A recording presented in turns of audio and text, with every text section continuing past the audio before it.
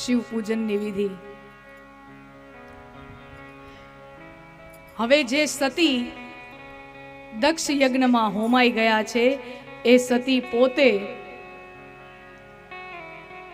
હિમાલયને ત્યાં અને મેનાને ત્યાં શ્રદ્ધા રૂપી ગિરિજા શૈલજા પાર્વતી રૂપે પ્રાગટ્ય ધારણ કરે છે. બહિર્ગામી બુદ્ધિનું પ્રતીક સતી છે અને આંતરગામી શ્રદ્ધાનું પ્રતીક પાર્વતી છે. પાર્વતીજી અખંડ તપસ્યા કરે ભોળાનાથને પોતાના પતિ તરીકે પામવા માટે, અને આ બાજુ સંસારથી લિપ્ત થઈ, સંસારથી વિરાગી અને શિવ પણ સમાધિમાં છે. પાર્વતી તો સમાધિમાં છે જ, તપ કરે છે, પણ મહાદેવ પણ તપ કરે છે. અને ત્યારે બ્રહ્માદિ દેવો આવી અને પરમાત્માને પ્રાર્થના કરે, મહાદેવને પ્રાર્થના કરે, હે મહાદેવ, પાર્વતીજીની અચળ શ્રદ્ધા તમારા ચરણોમાં છે, આપ એને પત્ની સ્વરૂપે એમનો સ્વીકાર કરો. એમ નહીં, પરીક્ષા કરવી પડશે. પહેલા તો સપ્તર્ષિઓને મોકલે છે પરીક્ષા કરવા, અને પાર્વતીજી પરીક્ષામાં ઉત્તીર્ણ થાય અને સપ્તર્ષિઓ આવીને મહાદેવને કહે છે કે પાર્વતીજીની અતૂટ શ્રદ્ધા તમારા ચરણોમાં છે. અને પછી મહાદેવ પોતે બટુકનું સ્વરૂપ ધારણ કરી અને પોતે પાર્વતીજીની પરીક્ષા કરવા જાય છે. પોતે પાર્વતીજીની પરીક્ષા કરવા જાય છે અને પાર્વતીજીને કહે છે કે તમે કોને પામવા માટે, કોને પતિ રૂપે પામવા માટે આટલું તપ કરો છો, ખબર છે? નથી રૂપ, નથી સંપત્તિ, દિગંબર અવસ્થામાં રહે છે, અગુણ અમાન માતુ પિતુ હીના, ઉદાસીન સબ સંશય છીના, જોગી જટિલ અકામ મન અમંગલ ભેશ. તમે જેને પામવા માટે આટલું મથો છો એ તો આવા છે, આવા દુર્ગુણો છે. એક રીતે શિવ નિંદા કરે છે પોતે જ.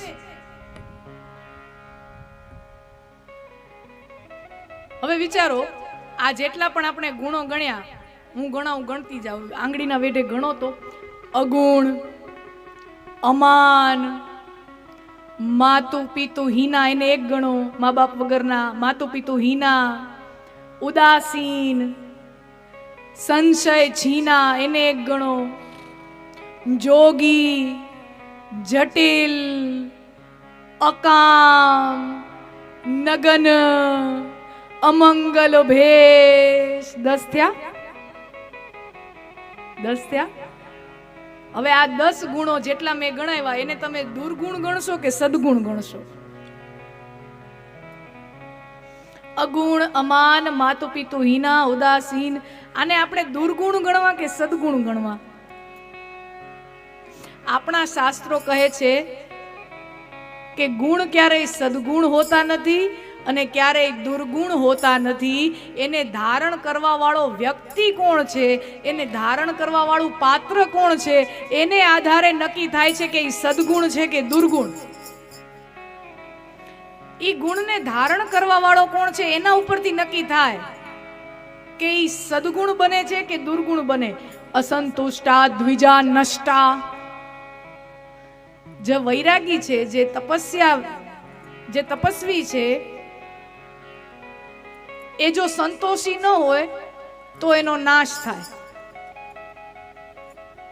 જે વૈરાગી છે, જે તપસ્વી છે, જે સાધક છે, એ જો સંતોષી ન હોય તો એનો નાશ થાય. પણ કોઈ રાજા કે વેપારી જો સંતોષી થાય તો એનો નાશ થાય. કોઈ રાજા હોય, રાજાનું કર્તવ્ય છે કે પોતાના પ્રજાના હિત માટે રાજ્યનું વિસ્તાર કરવો, વિકાસ કરવો, વિસ્તરણ કરવું, કરતું જ રહેવું, કરતું જ રહેવું, કરતું જ રહેવું. વેપારીનું પણ કર્તવ્ય છે, આજે એક દુકાન છે, પછી 2, 3, 4 વધતું જવું જોઈએ, વધતું જવું જોઈએ. જો સંતોષ કરે તો એ નાશ પામી જાય, એકમાંથી અડધું થઈ જાય, પૂરું થઈ જાય. તો સંતોષ એ દુર્ગુણ નથી, સંતોષ એ સદગુણ નથી. સંતોષને ધારણ કોણ કરે છે એના ઉપર નક્કી થાય કે એ સદગુણ છે કે દુર્ગુણ છે.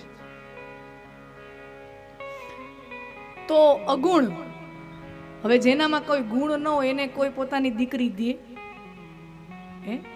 એવા છોકરાને કોઈ પોતાની દીકરી દે? ઉદાસીન, જે આખો દિવસ સમાધિમાં જ હોય, ઉદાસીન, સંસારના કોઈ રંગો ચંગો એનાથી કાંઈ એને ફરક ન પડતો હોય. પત્ની કે હાલો ફિલ્મ જોવા, તો કે ના બસ તમે જઈ આવો ને, આપણે આમ બરાબર છે. હાલો રવિવાર છે બહાર જમવા, તમે જઈ આવો ને, આપણે આમ બરાબર છે, બરાબર છે. એને કોણ છોકરી આપે? જોગી જટિલ, જેને જટાઓ વધારી હોય. હવે જટા વધારી જ એટલે છે કે એને લગ્ન નથી કરવા, સંસારિક જીવન નથી જીવવું. અને આપણે ત્યાં તો હેરસ્ટાઈલનું ને બધું બહુ છોકરીઓ બહુ જોવે. અમારે ત્યાં એક છોકરી એક છોકરાને ના પાડી દીધી, જો આવ્યો તો ના પાડી દીધી. પૂછું કેમ ના પાડે? તો કે છોકરો તેલ નાખીને આવ્યો હતો. એને કેવું હનુમાન ચાલીસા કરે, અહીંયા પીણવા આવવાની જરૂર નથી. તો છોકરીઓ તો બહુ ઝીણું ઝીણું જોવે. તો હેરસ્ટાઈલ નું તો એટલું બધું મહત્વ હોય. પછી ભલે ને અહીંયા ટાલ થવાની જોઈએ, બધાય ખબર જ છે, પણ પેણ પરણવા આવો ત્યારે બધું જોવાય જ છે. પછી તો છાપરા બધાને ખબર છે. મા બાપ જ ન હોય, આપણે ત્યાં તો કુળ પેલા જોવાય. આપણે ત્યાં દીકરી દેતા પેલા કુળ સૌથી પેલા જોવાય. હવે આના તો મા બાપ જ નથી. જોગી છે, જટિલ છે, નગન છે, દિગંબર અવસ્થામાં રહે છે. એટલે શિવ કહે છે તારે આને પૂરણવું છે, બટુક સ્વરૂપે આવ્યા છે. અને ત્યાં માં ભવાની કહે છે અગુણ છે એટલે તમામે તમામ ત્રિગુણાતીત છે. સત્વ, તમસ, રજસ આ ત્રણેય ગુણોથી પર છે. આ ત્રણેય ગુણોને અતિક્રમી ગયા છે એટલે અગુણ છે. અમાન છે એટલે એને દુનિયામાં કોઈ માન આપતું નથી એવું નહીં. અમાન છે એટલે એને માન, સન્માન કે અપમાનની કોઈ ભેદ જ નથી, એને ફરક જ નથી પડતો. એ અમાન છે. માતું પિતું હીના, આનો મતલબ મારો ચુડલો અમર થઈ જશે. એવા વરને કોણ વરે જે આજ જીવે કાલ મરી જાય. એવા વરને કોણ વરે જે આજ જીવે કાલ મરી જાય. હું તો વરું મારા ગિરધરને, મારો ચુડલો અમર થઈ જાય. તો જન્મ હોય એનું મૃત્યુ હોય. મારા શિવનું જન્મ નથી તો એનો મૃત્યુ પણ નથી. આ અજરા અમર અખંડાનંદ શિવ મને પતિ તરીકે મળે એવી મારી ઈચ્છા છે. માતુ પિતુ હીના, ઉદાસીન સબ સંશય છીના. કે દુનિયાના જેટલા પણ જટિલ પ્રશ્નો છે, દુનિયાના જેટલા અવિશ્વાસો છે, એ બધાને જે છેદી નાખે છે એવા મારા મહાદેવ છે. અને આવા મહાદેવને મારે પતિ તરીકે પ્રાપ્ત કરવા છે. શિવજી પાર્વતીજીનો અગાઢ પ્રેમ, એની અગાઢ શ્રદ્ધા જોઈ અને અભિભૂત થઈ જાય છે અને પત્ની તરીકે સ્વીકાર કરે છે. અને હવે શિવ અને પાર્વતીના વિવાહની તૈયારીઓ શરૂ થાય છે.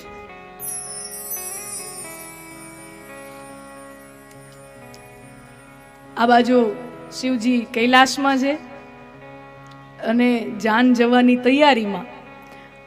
હવે શિવ અને પાર્વતીના વિવાહ થાય એમાં સ્વાર્થ દેવતાઓને હતો. મહાદેવ તો સમાધિમાં હતા. જગાડ્યા કોને? બ્રહ્માદિ દેવતાઓ. બ્રહ્માને બીજા બધા દેવતાઓએ જગાડ્યા.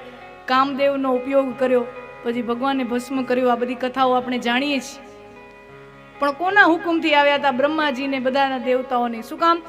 કારણ કે શિવ અને પાર્વતીના લગ્ન થાય અને એમને પુત્ર થાય તો એ પુત્ર તારકાસુરને મારે તો ઇન્દ્રનું ઇન્દ્રાસન સુરક્ષિત રહે. આમાં ઇન્દ્ર અને બીજા દેવતાઓનો સ્વાર્થ હતો. એનો અંગત સ્વાર્થ હતો. એટલે શિવજીને પ્રેરે છે કે તમે વિવાહ કરો. અને શિવજી ભોળાનાથ, વિવાહની તૈયારીઓ ચાલુ થાય. દેવતાઓ એક બાજુ પોતે તૈયાર થાય અને શિવજી એકલા બેઠા. નહીતર બધા વરરાજાને તૈયાર કરવો જોઈએ. બધા દેવતાઓ, વિષ્ણુ ભગવાન, બ્રહ્માજી, ઇન્દ્ર, વરુણ, અગ્નિદેવ, બધા પોતપોતાની રીતે સરસ મજાના સાજ શણગાર સજે. અને શિવજી એકલા બેઠા, વરરાજા એકલા બેઠા હોય ને બીજા જાનૈયા ને એ તૈયાર થતા હોય.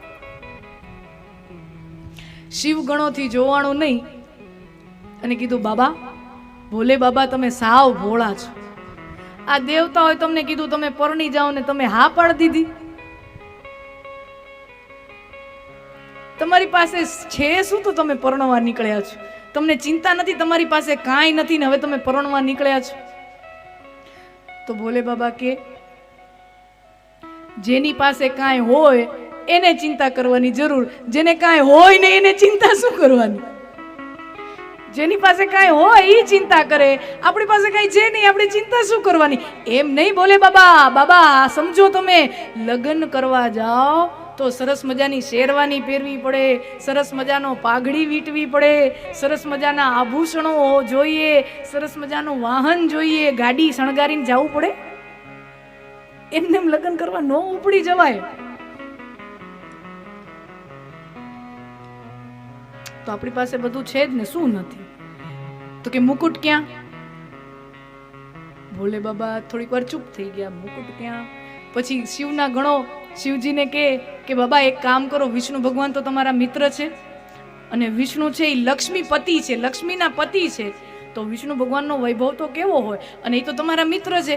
એક કામ કરો, તમે એને કહો કે આમ સોનાનો સરસ મજાનો હાઈ ક્લાસ કંઈક મુકુટ બનાવી દે. તો કે ઈ નો જામે, ઈ ફીટ જ ન આવે મારા માથામાં. અરે બાબા, કંઈક પાઘડી બાગડી મુકુટ પહેરીને જવું પડે.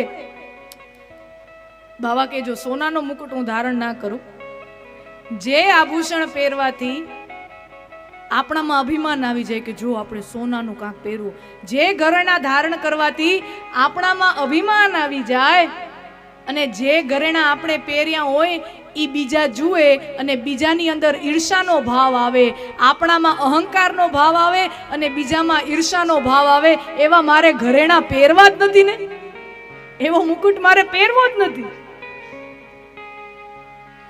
હવે બાબા તો હઠીલા, શિવગણો બધા મુંજાયા, કરવું શું? પછી બાબા કે એક કામ કરો, આ કામદેવને મેં ભસ્મ કર્યો ને ત્યારે મેં મારી જટા આખી ખોલી નાખી હતી ને, તમે બધા 4-5 ગણો બધા અહીંયા આવો, મારી જટાને લ્યો અને એવી આમ સરસ આમ વીંટો, મારી જટાનો મુકુટ બનાવી નાખો.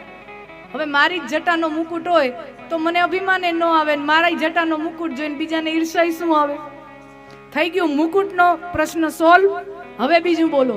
બાબા શેરવાની, આ વાઘ ચર્મ છે ને,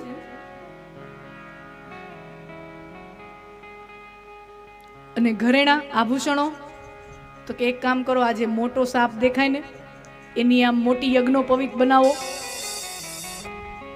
2-3 વીછી પકડી આવો, એ વીછીને અહીંયા લટકાડી દો, એ મારા કુંડળ થઈ ગયા. અને નાના નાના હાપોલિયા રખડે ને એ બધાને લઈ આવો, એટલે મારે આમ સરસ મજાના કંગન જેવું થઈ જાય, કડા જેવું થઈ જાય. નાના નાના હાપોલિયા લઈ આવો, અહીંયા વટાડી દો, સરસ મજાનો હાર બની જાય. બાબા મેકઅપ, પાવડર, પરફ્યુમ,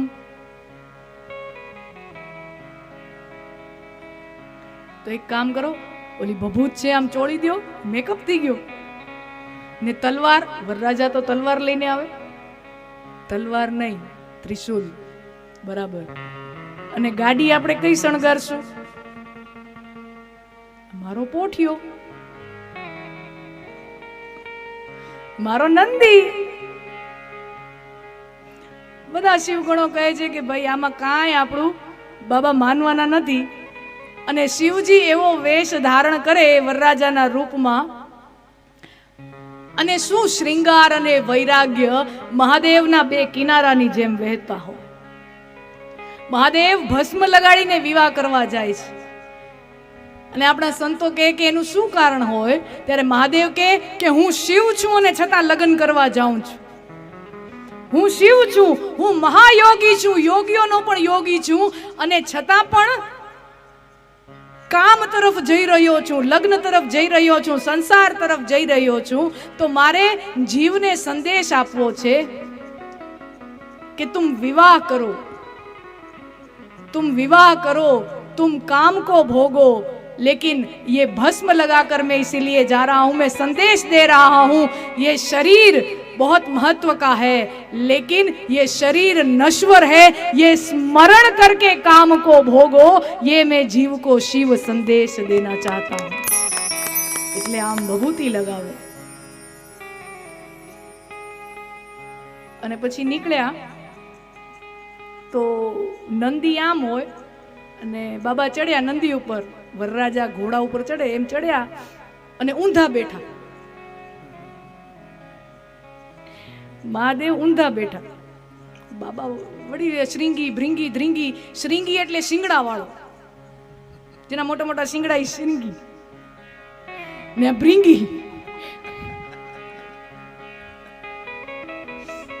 જે બહુ શરીરમાં બળવાળો હોય ને ભ્રીંગી, એ ધ્રીંગી. અને ભ્રીંગી જે બહુ ભાંગ પી ગયો એ ભીંગી. શ્રીંગી ધ્રીંગી ભીંગી બધા આવ્યા. બાબા આમ નાના છોકરાઓ સ્કૂલે સ્કૂટરમાં ઊંધા બેહીને જતા હોય પપ્પાના, એમ આમ ન જવાય. આપણે વરરાજા થઈને જાય છીએ, સામેવાળા આપણું શું વિચારશે, આમ સીધા બેસો. તો કે તમને શું તકલીફ છે?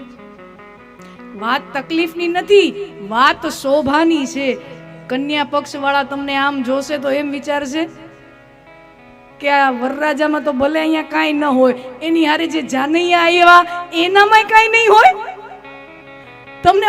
તમે અમને ભૂંડા લગાડશો. વાત તકલીફની નથી, વાત શોભાની છે. આ શોભા નથી આપતું. તો કે જુઓ, હું વરરાજા છું. તો વર એટલે, તો કે વર એટલે સંસ્કૃતમાં વર માને શ્રેષ્ઠ. વર માને શ્રેષ્ઠ. તો જો હું વરરાજા હોઉં તો હું આમ આગળ ચાલ્યો જાઉં અને તમે મારી પાછળ પાછળ આવો, બરાબર ને? તો કે હા, વરરાજા આગળ હોય, જાનૈયા પાછળ. તો કે મારું મોઢું આમ હોય, તમારું મોઢું આમ હોય, તમને મારું મોઢું દેખાય નહીં, મને તમારું મોઢું દેખાય નહીં. मैं तुझे देखूं, तू मुझे देख, देखते देखते हम हो जाए एक. મારે તમારી સામું જ જોઈને ચાલવું છે. અને પછી શિવ બારાત નીકળે છે.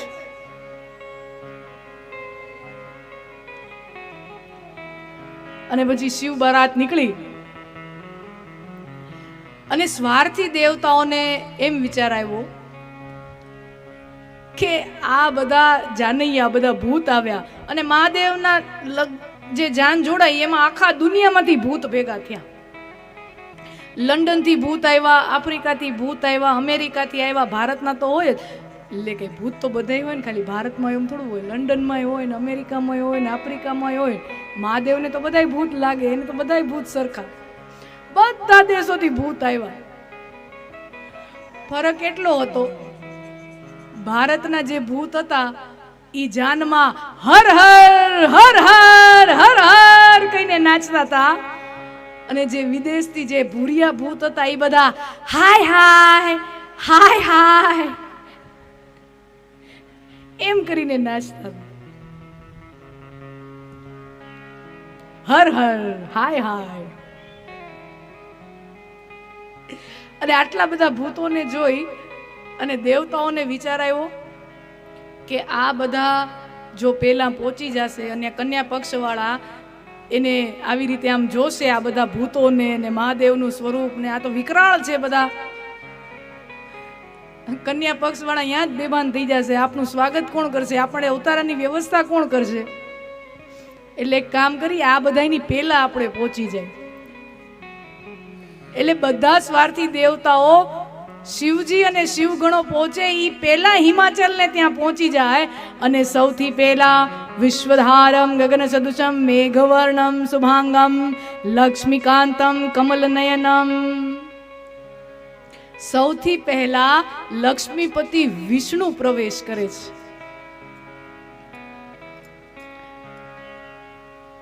અને બધાને એમ કે આહા વરરાજા આજ છે.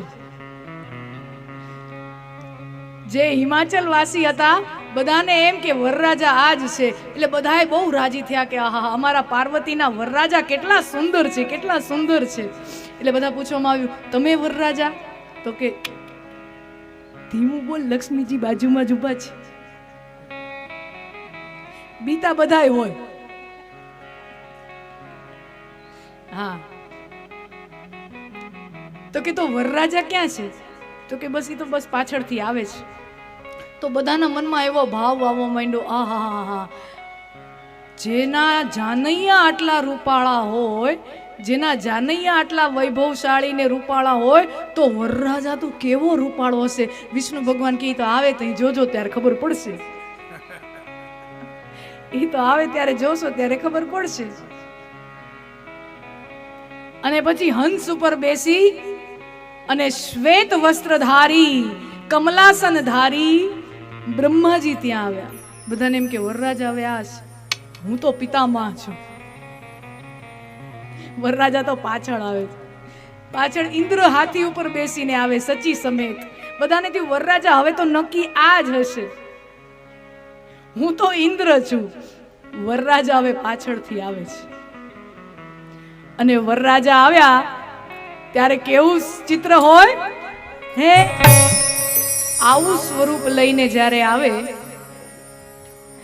અને કન્યા પક્ષના લોકો એનું સ્વાગત કરવા ફૂલ માળા અને એવું બધું આરતીની થાળી લઈને ઊભા હોય અને જેવું મહાદેવનું સ્વરૂપ જુએ એમ એક હિમાચલ વાસી આમ ગળામાં આમ હાર પહેરાવા જાય એની હિંમત હાલતી નથી. ભગવાનના ગળામાં સાપ જોઈને આમ આમ આમ આમ આમ કરવા જાય. જ્યાં પહોંચે ત્યાં પાછું હાર પોતાના ગળામાં પહેરાવીને વહી જાય. હિંમત હાલતી નથી કે ભગવાનને હાર પહેરાવે. અને હિમાચલ વાસી બધા બેભાન થઈ ગયા.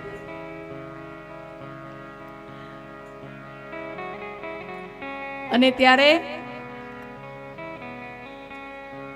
એક હિમાચલ વાસી આમ અડધો બેભાન અડધો જાગે, અડધો બેભાન અડધો જાગે. તો બધા શિવગણો એને પૂછે કે બધા બેભાન થઈ ગયા, હવે અમારા સ્વાગત તો કોઈએ કર્યું નહીં, હવે અમારી ઉતારાની વ્યવસ્થા ક્યાં છે એટલું કયો. હવે ઓલો અડધો જાગે અડધો હુએ. એક આંખ ખોલે વળી શિવજીનું સ્વરૂપ જોવે વળી આમ વીંચી નાખે. વિકરાળ સ્વરૂપ જોવાય નહીં. આમ ખોલે મીચી નાખે, ખોલે મીચી નાખે. જેવું પૂછ્યું કે હવે અમારો ઉતારો ક્યાં? ઓલો કે તમારા ઉતારાની અમને ખબર નથી, અમારો ઉતારો હવે ઉપર છે એ અમને ખબર છે. તમારા ઉતારાની અમને ખબર નથી, અમારો ઉતારો હવે ત્યાં છે. તો આ બધો હાસ્ય વિનોદ ત્યાં થાય. અને એવામાં મેના જે પાર્વતીજીના માતા છે મેના એ આરતીનો થાળ લઈ અને જમાઈનું સ્વાગત કરવા માટે આવે. અને જેવું શિવજીનું સ્વરૂપ જોવે એવી હાથમાંથી આરતીની થાળી પડી જાય. કે જેના મસ્તિષ્ક ઉપર સાક્ષાત ચંદ્રમાં બિરાજમાન હોય, જેના ભાલ પર ચંદ્ર શોભતો હોય, એની સામે મારા નાનકડા દીવડાની શું ઓકાત? આ નાનકડા દીવડાથી એની આરતી કેમ ઉતરે? એમ કરી અને એના હાથમાંથી આરતીની થાળી પડી જાય છે. અને ઘણા એવું પણ વિવેચન કરે છે કે શિવજીનું એ સ્વરૂપ જોઈ અને ડરથી મેનાના હાથમાંથી આરતીની થાળી પડી જાય છે. અને પછી મેના ખૂબ આક્રંદ કરે છે કે મારી દીકરી એટલી રૂપાળી, મારી દીકરી એટલી સંસ્કારી, અને એના નસીબમાં આવો पागल पति। जिस विधाता ने उसको ऐसा रूप दिया, जिस विधि ध्रुप असु दीन्हा तस बाउर बर किन्ही दीन्हा। जे विधाताए मारी दीकरीने आटलू रूप आप्યું तो एना नसीबमां आवो पति केम लख्यो। अने एम करीने आक्रंद करे। અને ત્યારે પાર્વતી ભારતની દીકરી માતાને સાંત્વના આપતી હોય કે હે માં, મારા નસીબમાં જો સુખ લખ્યું હશે તો એ સુખને કોઈ મિટાવી નહીં શકે, અને મારા નસીબમાં જો દુઃખ લખ્યું હશે તો એ દુઃખને કોઈ મિટાવી નહીં શકે. માં, તું નિશ્ચિંત થઈ જા માં, અને નિશ્ચિંત થઈ મારા લગ્ન કરાવો. અને મેના આક્રંદ કરતી હોય ત્યાં નારદજી હિમાચલ પાર્વતીના પિતા હિમાચલને નારદજી લઈ આવે, અને